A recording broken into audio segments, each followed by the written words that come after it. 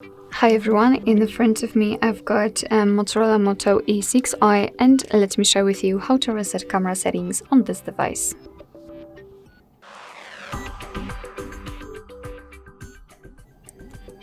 So first of all, let's open the camera app, and I hope that you can see those green lines. I've applied them before I've started the recording because I'd like to show you the visual evidence that the reset option will work. So basically they should at least disappear. So it does not really matter on which mode you will be. You can be on the video, on the photo mode, on the night mode, etc.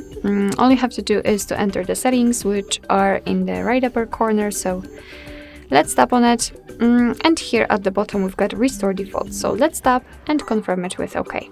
And as you can see, we've been immediately transferred to the camera, and the green lines are not visible, which simply means that we just successfully reset all camera settings. Alright, so that will be all. Thank you so much for watching. I hope that this video was helpful, and if it was, please hit the subscribe button and leave the thumbs up.